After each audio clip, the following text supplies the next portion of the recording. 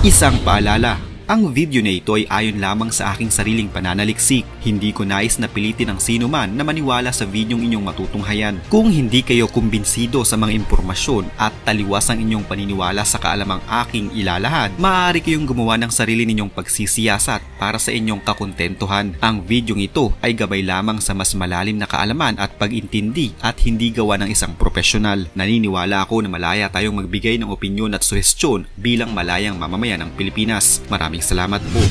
Tuloy-tuloy ang pagpapakilala ng China sa kanilang mga bagong barko, lalo na ngayong mas tumataas ang tensyon sa West Philippine Sea.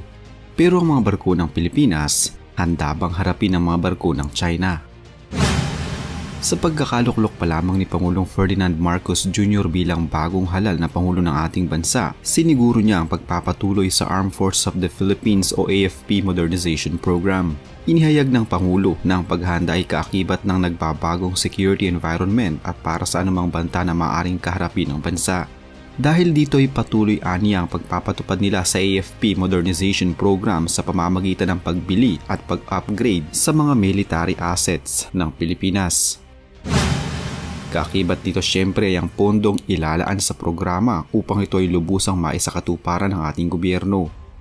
Bukod kasi sa mga fighter jets at mga barko, isa pa sa inaasam-asam ng ating hukbong sandatahang lakas ang pagkakaroon natin ng sarili nating submarine na ating magagamit laban sa mga banta mula sa ibang mga bansa. Sa pagpasok pa lamang ng taong ito, iniulat na inaprobahan na ni Pangulong Ferdinand Marcos Jr. ang third phase ng Military Modernization Program ng ating bansa. At kabilang nga dito ang pagkuha na din natin ng ating kauna-unahang submarine para sa ating puwersang militar.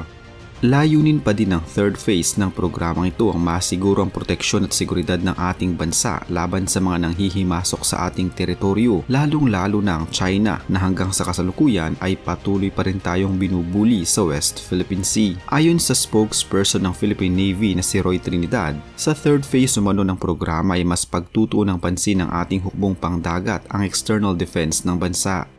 Ito ay tumutukoy sa mga teritoryong inaangkin ng China na pasok sa ating Exclusive Economic Zone o EEZ ng Pilipinas.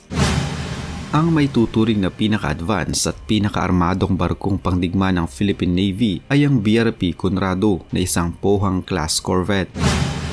Opisyal itong kinilalang pag-aari ng Pilipinas noong taong 2019 nang dumaong ito sa Manila South Harbor. Ang BRP Conrado ay isang donasyon mula sa bansang South Korea. BRP Conrado ang naging pangalan nito na isinunod na din kay Conrado Yap na isang namatay na magiting na Pilipinong sundalo noong panahon ng Korean War.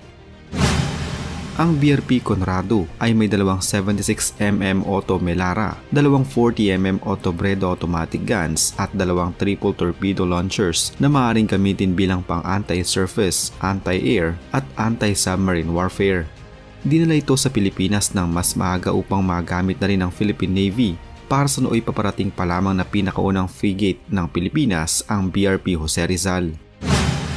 Ang BRP Conrado Yap ay may sukat na 88.3 meters ang haba, may beam na 10 meters at draft na 2.9 meters. Kung ito ay fully loaded at armado, maaari itong magkarga ng hanggang 1,216 tons at magsakay ng hanggang 118 mga crew. Gumagamit ito ng dalawang gas turbines para sa bilis nito, kaya naman naabot nito ang bilis na 32 knots na may layong 4,000 miles at maaari itong mag-operate ng dire-diretso ng hanggang 20 araw. Ayon kay Philippine Fleet Commander Rear Admiral Giovanni Carlo Bacordo, isa ito sa pinakamalakas at mahalagang barko ng Philippine Navy sa kasalukuyan. Ang corvette na ito, tulad ng aking nabanggit, ay mula sa bansang South Korea at nagserbisyo ito doon bilang ROKS Chunggu mula taong 1987 hanggang 2016. Opisyal na idinonate at ibinigay ito sa Philippine Navy noong minsang magkaroon ng commissioning ceremony sa Jinhae Naval Base sa Changwon City sa bansang South Korea. Kaunting trivia, alam niyo ba na noong dinadala ang barkong ito sa Pilipinas, nakaantabay dito ang BRP Davao del Sur at pagdaan nila sa parte ng South China Sea ay muli na naman itong pinaligiran ng dalawang Chinese naval ship. Bukod sa BRP Conrado Yap, dumating na din sa Pilipinas ang pinakaunang frigate ng Philippine Navy, ang BRP Jose Rizal. Ipinangalan ito sa walang iba kundi sa ating pambansang bayani na si Gat Jose Rizal. Ang South Korean-made frigate na ito ay ang first purpose-built missile-equipped vessel sa Philippine Fleet. Kaya nito ang anti-air, anti-surface, anti-submarine at electronic warfare capabilities. Kasunod na dumating nito ay ang BRP Antonio Luna na mula sa Hyundai Heavy Industries sa South Korea pa din. Tulad ng BRP Jose Rizal, may kapasidad ito na maglunsad ng anti-surface warfare, anti-submarine warfare at limited anti-air warfare. Noong taong 2021, upang mas mapaganda pa ang mga frigates na ito, ang Pilipinas ay nagkaroon ng pinakaunang surface-to-air missile ang bansa mula sa isang French-based missile company. Parte ito ng frigate acquisition project sa ilalim ng Military Modernization Program. Ito ay ang Mistral 3 surface-to-air missiles na gagamitin sa BRP Jose Rizal FF-150 at BRP Antonio Luna FF-151 na sila ngayong mga pinakamodernong naval ship ng Philippine Navy. Ang deal na ito ay nagkakahalaga ng nasa 600 million pesos at magiging malaki ang tulong ng mga ito upang mas mapahusay pa ang maritime operations ng dalawang modernong mga barko. Ang surface-to-air missiles ay maaaring gamitin sa mga short at long-range fire and forgets weapon. Meron din ang mga ito na high precision para sa long at standoff range. Ayon sa mga eksperto, ang pagkakaroon nito ng ating bansa ay magiging game changer lalo at patuloy pa rin ang China sa kanilang ginagawang pangaharas sa ating sariling teritoryo sa West Philippine Sea.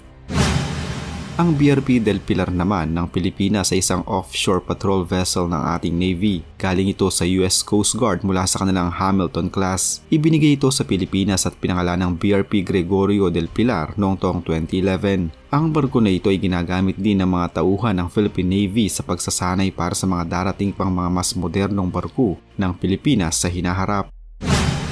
Meron itong Otto Melara Compact Mark 76mm caliber gun, dalawang 25mm Typhoon autocannon system at 6 na caliber heavy machine gun. May haba itong 378 feet at bigat ng hanggang 3,250 tons. Kaya nitong tumakbo ng hanggang 29 knots o layong 14,000 nautical miles.